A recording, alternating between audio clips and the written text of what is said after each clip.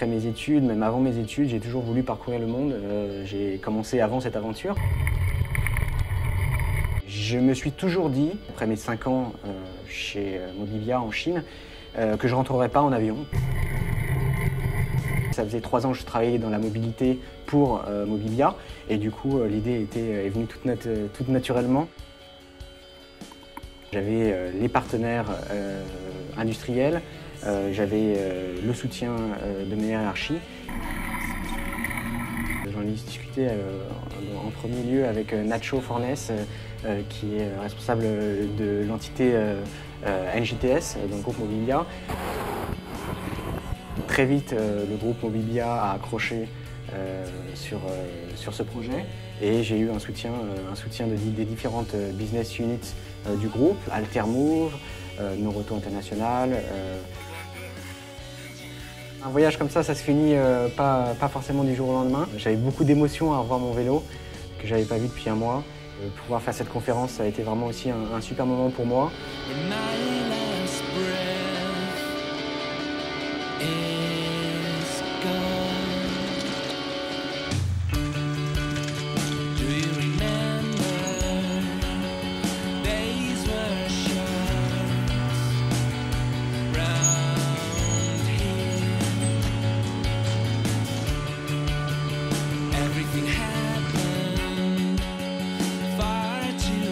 Bon, bonjour à tous, merci beaucoup d'être venus aujourd'hui. Merci à la com d'avoir organisé l'événement, merci beaucoup.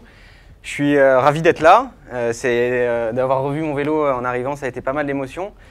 J'avoue que ça fait un mois là que je me suis remis, j'ai changé d'uniforme, j'ai remis mon uniforme Mobivia. Je suis arrivé en 2007 chez NGTS à Shanghai en sourcing, après une formation dans le groupe, dans les différentes BU du groupe. En 2008, je suis passé responsable du bureau à Shanghai. En 2009, on a lancé donc la mobilité au sein du groupe Mobivia et NGTS a été très fortement impliqué dans cette action. Et du coup, j'ai eu la chance de travailler sur ce projet et d'être responsable au niveau du sourcing des produits liés à la mobilité, donc vélo à assistance électrique, vélo pliant, scooter et les équipements comme le casque ou les équipements textiles. Aventure électrique, c'est pas ma première aventure. En 2001, après 7 ans de scoutisme, j'ai fait un projet humanitaire au Mali. On a repeint une école, on a replanté des arbres. En 2005, j'ai fait le tour des Annapurna au Népal. Puis j'ai rejoint Lhasa au Tibet de Katmandou en 4x4. En 2005, le tour du Mont Blanc par l'Italie, la Suisse et la France. Et en 2006, la transatlantique de l'Espagne à l'Amérique centrale en bateau à voile. Alors, aventure électrique, donc c'est Shanghai à Lille, en vélo à assistance électrique solaire, sur les traces des caravanes de la route de la soie. Donc Shanghai, ensuite Kyrgyzstan, Tadjikistan, Ouzbékistan, Turkménistan et ensuite c'est l'Iran, la Turquie. Je ne suis pas rentré de Shanghai à Lille pour prendre des vacances, pour rentrer parce que c'était la crise ou pas prendre l'avion. Non, non. Je suis rentré parce que j'avais besoin de rencontrer, d'aller vers l'autre, de rencontrer ces différentes cultures. C'était un besoin d'avoir un temps entre mon expérience en Chine et puis cette nouvelle expérience que j'ai commencé récemment en Suisse.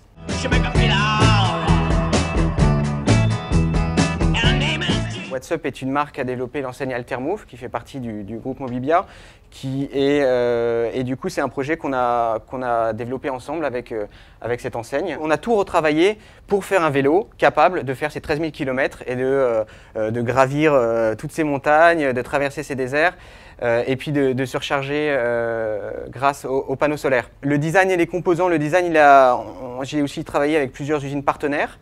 C'est des usines avec qui on travaille déjà depuis 3 ans pour le développement de la gamme de vélos à assistance électrique qui est vendue chez Noroto actuellement. C'était en même temps un moyen de tester ces usines pour pouvoir par la suite, pourquoi pas, sortir des nouvelles gammes, des nouveaux produits aussi pour les enseignes partenaires du groupe. Pour vous présenter un peu l'aventure, je vais vous présenter, j'ai découpé l'aventure par étapes. La Chine, c'est pratiquement la moitié du voyage en termes de kilomètres. 2 mois de voyage et beaucoup de kilomètres par jour. Et donc je suis parti de Shanghai, qui est le plus gros port mondial, qui est passé devant Singapour, le plus gros port mondial. Et j'avais pas du tout réfléchi que les routes, il y allait avoir que des camions. Avec beaucoup de klaxons, parce que les Chinois, ce qu'ils adorent, en fait, c'est ils klaxonnent pas parce qu'on est au milieu de la route, ils klaxonnent juste parce qu'ils disent qu'ils sont là. Donc voilà, c'est chaque camion. Donc j'ai très vite mis mes petits écouteurs. Et voilà, ça a été les débuts. J'ai eu quelques petits problèmes sur le WhatsApp au début, mais ça a été très vite réglé. J'ai eu beaucoup de chance avec l'électronique. Si j'avais eu un problème de moteur, un problème de contrôleur, ça aurait été vraiment problématique. Voilà. Là, j'ai eu que des problèmes de batterie, donc je me suis retrouvé à démonter ma batterie, à reconnecter les fils qui s'étaient déconnectés, à changer les fusibles et tout ça. Ces 2 roues-là, c'est des roues Schwabel Marathon Plus. C'est une marque allemande avec des pneus renforcés qui sont ça d'épaisseur, donc on crève pas. Par contre, celle-là, j'avais pas fait attention, j'ai pris la première roue qui passait par la main dans l'usine. Au début, j'ai crevé, je pense, 3 fois par jour pendant 10 jours. Et je me suis fait renvoyer un pneu. Et pareil, le truc au milieu de la route, etc. Sous la pluie, là j'en ris, mais j'en rageais bien sur le moment.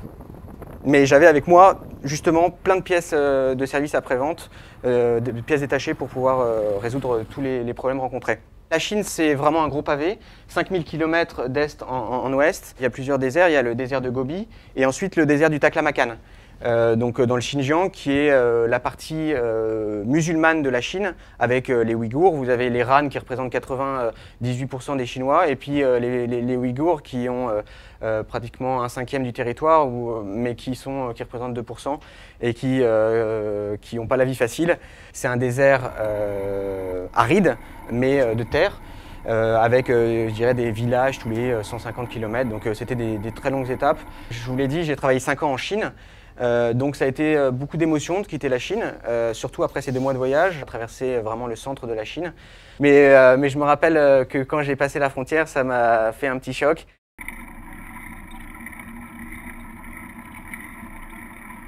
J'ai l'habitude d'appeler ces pays les stans parce que c'est voilà, Kirghizistan, Tadjikistan, Ouzbékistan, Turkménistan. Clairement, les pays les plus, peut-être les plus marquants du voyage, les pays sur lesquels j'ai le plus souffert aussi en termes à cause du dénivelé, à cause du froid, mais c'est les paysages les plus splendides que j'ai vus et puis l'accueil le plus génial. Systématiquement tous les soirs ensuite dans ces pays-là, en ce temps, je demandais même plus s'il y avait des hôtels, les gens m'accostaient et m'invitaient à dormir chez eux systématiquement. Donc ça c'était vraiment super. Le contact se fait très facilement, surtout avec un grand vélo comme ça. Donc les gens sont très impressionnés, ils s'arrêtent sur le bord de la route, c'est dangereux parfois parce qu'ils vous doublent et puis ils vous parlent avec la fenêtre ouverte, etc. Enfin, c'est vraiment des bons moments. Je ne sais pas qu'est-ce qui est le plus impressionné dans ces moments-là, si c'est moi par leur beau visage, leurs belles expressions, ou alors eux par moi qui suis sur mon vélo, toujours, ils se demandent toujours qu'est-ce que je fais là. Mais je montrais ma carte, je viens de là, j'avais préparé quelques petites phrases. Non, ils ne parlent pas anglais, très peu. Par contre là, la bouffe, ça a été très dur. Le matin, le midi comme le soir, ils mangent la même chose, donc il n'y a pas un repas aussi meilleur que l'autre. Un mélange de moutons, alors il y a beaucoup de moutons là-bas, souvent rassis et avariés, avec du riz et de l'huile de coton. Les moins bons souvenirs restent après coup les meilleurs souvenirs puisque c'est les moments où on s'est dépassé, où on est allé au-delà de soi et c'est ça qui est marquant.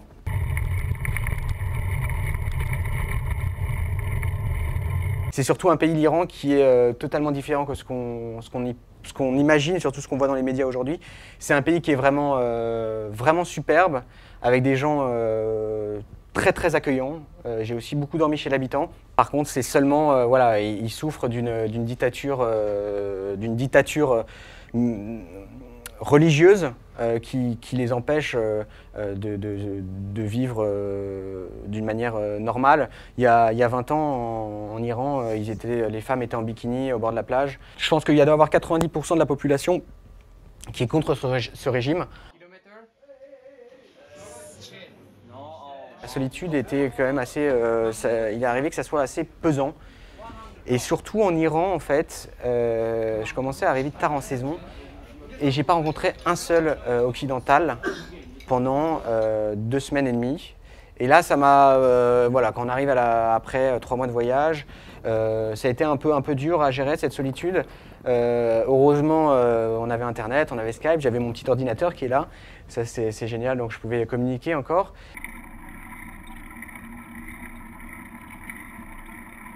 La Turquie, ça a été un peu, je dirais pas un soulagement, mais c'est l'Europe, la Turquie, surtout au niveau nourriture. Là, avant, j'avais vraiment souffert de la nourriture. J'avais gardé quelques packs de nouilles chinoises avec moi que je me faisais de temps en temps qui étaient bonnes, mais sinon la nourriture dans les stands était vraiment pas bonne. Mais voilà, donc météo très difficile, il commençait à faire très froid, neiger, des températures en dessous de zéro.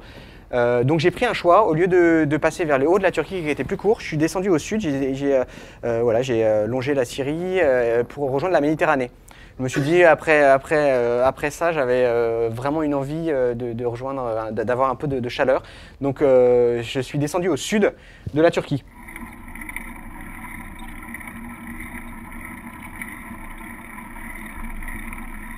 L'arrivée chez Altermove, ça a été aussi un moment très fort, très familial, avec plein d'enfants, beaucoup de questions, des réponses. Un moment de partage aussi très sympa qui m'a beaucoup marqué. Une expérience sous le signe de l'entrepreneuriat et du partage, cet esprit entrepreneurial que je trouve qu'on retrouve très fortement chez Mobilia. Ça a créé des liens, ça a été fort, c'est vraiment quelque chose que je ne savais pas forcément possible au sein d'une entreprise. Et c'est ce partage et cet esprit d'entreprendre qui m'a permis de réagir positivement dans la difficulté et puis d'arriver au bout de l'aventure en fait. J'étais à fond dans le projet, j'ai eu bien sûr des envies d'arrêter, mais j'avais vraiment envie d'arriver jusqu'au bout. Me lever le matin, qu'il pleuve ou qu'il vente, et j'avançais. Et puis j'ai envie d'arrêter, et puis le jour d'après, je rencontre quelqu'un de fabuleux qui m'invite à dormir chez lui, qui dans sa famille avec ses enfants qui mangent là, qui rigolent avec moi, qui m'offrent des fruits sur la route. Ils sont vraiment très accueillants et c'est vraiment ça qui m'a aussi permis de tenir. Pas une seule fois, je me suis senti en insécurité. Chaque fois que j'allais passer une frontière, oh mais passe pas la frontière, c'est terrible. Les Kirghizes c'est des voleurs, les Chinois me disaient les Kirghizes c'est des voleurs, les Kirghizes me disaient les Tadjiks c'est des voleurs. Toujours pareil, c'est la confiance en l'autre aussi qui est vecteur de réussite. Parce que quand on arrive avec un sourire, on reçoit un sourire et on reçoit pas une baigne. Bon bah merci beaucoup à tous. Bon courage à tous.